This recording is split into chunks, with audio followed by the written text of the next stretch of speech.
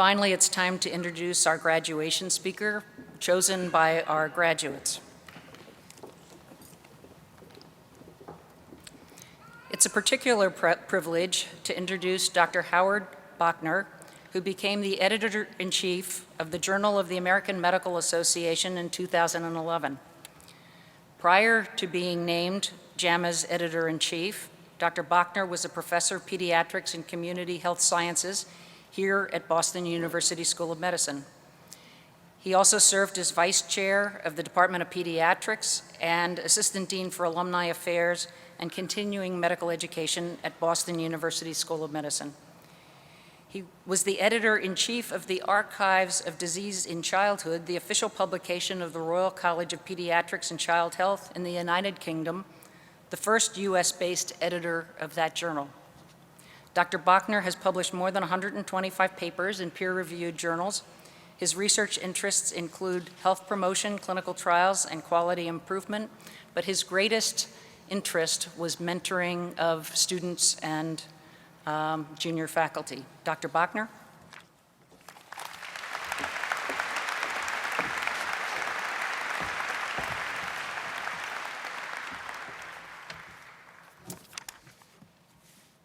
Megan, I can't spell ophthalmology. My spelling is so bad it doesn't even go through spell check. So I was thinking of renaming JAMA Ophthalmology JAMA I, but they've told me even as editor-in-chief I can't do that. Dean Antman, my esteemed colleagues, guests of the graduates and guests of the guests, and of course the graduates. What a remarkable day, achieved many years ago, pursued over a long period of time, coming to fruition. There will be few days in your lives as exciting and as momentous as this one. Perhaps a wedding, a birth of a child, luxuriate in this day.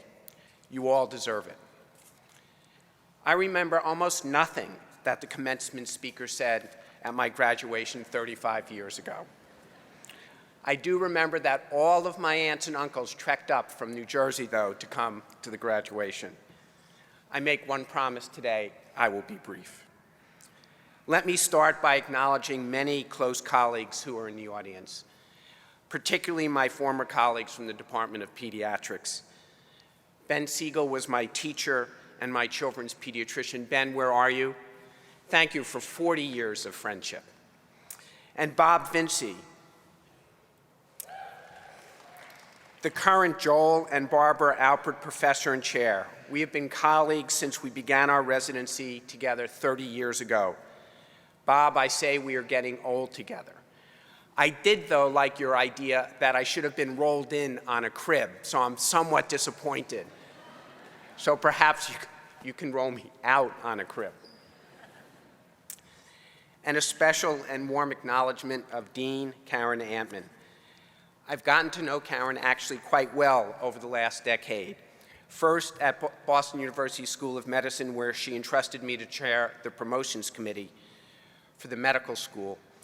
And then again these past 3 years since she served on the Journal Oversight Committee, to whom I report as editor-in-chief of JAMA. Karen has led Boston University School of Medicine through tumultuous times with a steady hand and keen insight. I want first to talk to the parents of the graduates. Did you ever think this day would come? So many worries, so many decisions, and so much money. The journey is almost ending. There are, for some, more years of training, but I know the path is clear and the end is in sight. Congratulations to all of the parents.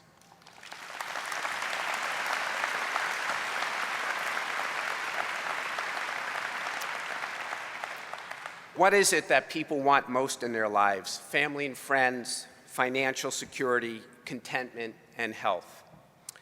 Virtually everyone I know always remarks, happiness and health go hand in hand. No single profession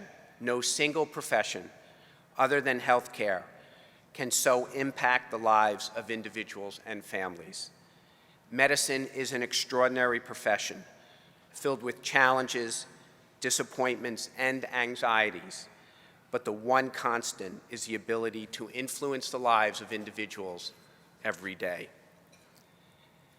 There have been so many changes in medicine over just the last decade. I call it the technology cascade, the wizardry of innovation in our lives. iPhones and iPads, electronic health records, home physiologic monitoring devices, and shortly the entire genome of your patients with just a single pinprick of blood. And what will the future bring? Drug regimens tailored to the individual, the ability to fix genes, a cure for sickle cell disease and cystic fibrosis in our lifetime, prenatal immunizations that will provide lifelong immunity, imaging devices that truly see the brain, and additional scientific breakthroughs that will bring with them magical drugs and unimaginable devices. But yet these advances do not touch the primary cause of disability in the world, non-communicable diseases and the health effects of climate change. Balancing individual gains in health with all of its allure with population health is an ongoing worldwide challenge in medicine. So even in the day-to-day practice of medicine, remember to be a globalist. Physicians and scientists can influence many aspects of our daily lives, including the political process. Speak up, use your influence and your voice to affect change. Non-communicable diseases, obesity, cardiovascular disease, and mental health, and climate change are far more likely to be influenced by the political process than by healthcare. For those of you who become clinicians, I say remember one thing, that everything you do, from diagnosis to therapy, starts with just one encounter, the most intimate professional relationship you will have, that single one-to-one encounter with your patient. That is the atom, that is the kernel of all that you do. You will be surrounded by gadgets galore and wonders of technology. You will count and measure, and believe me, you will be counted and measured. But nothing is possible without knowing your patients, and that begins in the intimacy of the relationships that you create with them. For those of you who become investigators, I say remember one thing, ask important questions. You may not always know what those questions are, but follow your instincts, your passions, and the advice of mentors. A research career is a long and winding path with many ups and downs. If there is no passion, there will be no success. For those of you who enter the policy world, I say remember one thing. Understand the enormity of the healthcare enterprise, cost, quality, value, end-of-life care, and personalized medicine. The U.S. has been gripped in a contentious debate about our healthcare system, how it should be organized and financed.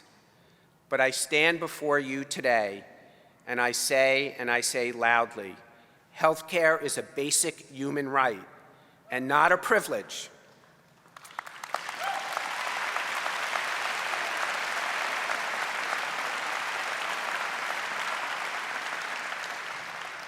Until the United States embraces that belief, that commitment, we as a nation will not be one people, and we will be greatly diminished as a modern society capable of remarkable innovation, generosity, and compassion.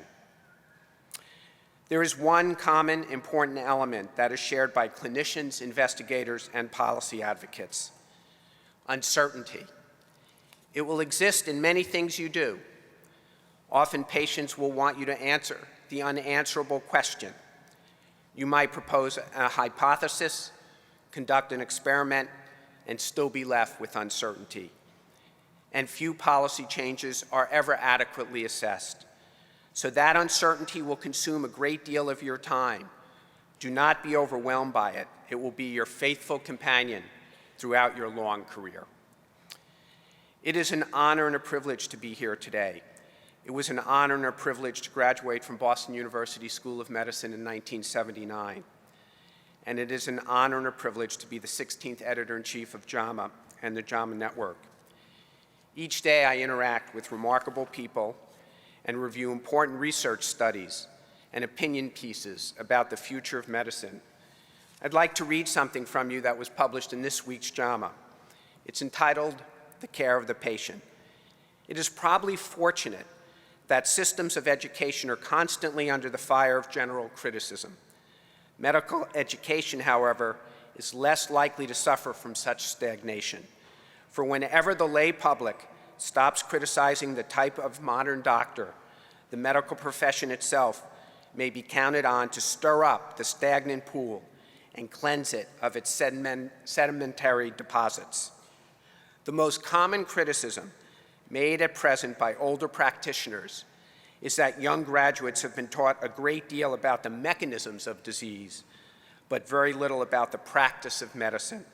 Or to put it more bluntly, they are too scientific and do not know how to take care of patients. The good physician knows his patients through and through, and his knowledge is bought dearly. Time, sympathy, and understanding must be lavishly dispensed, but the reward is to be found in that personal bond which forms the greatest satisfaction in the practice of medicine. One of the essential qualities of the clinician is interest in humanity, for the secret of the care of the patient is in caring for the patient. That was written by Francis W. Peabody. It's signed Boston City Hospital, JAMA, 1927. I'd like to leave you with a few final thoughts. Each day, spend an unexpected and unplanned 5 minutes, just 3 minutes if you can't spare the 5 minutes, with a patient, a colleague, or a loved one. But these must be unplanned and unscripted minutes.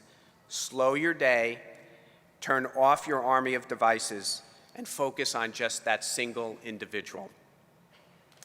Relationships will sustain you throughout your life, be they with a mentor, a colleague, a friend, a spouse, or a child. Do not forget them. They must be nourished. And I'd like to recognize two people who are sitting up in section 103. The first is my father-in-law, Jim McElroy. Jim, if you could wave. Jim is 91 years old, shortly to be 92.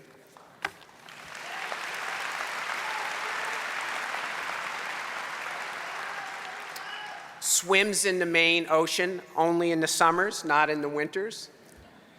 And he has nourished our relationship with joy and contentment. And the second is my wife, Christine McElroy. Chris, can you wave?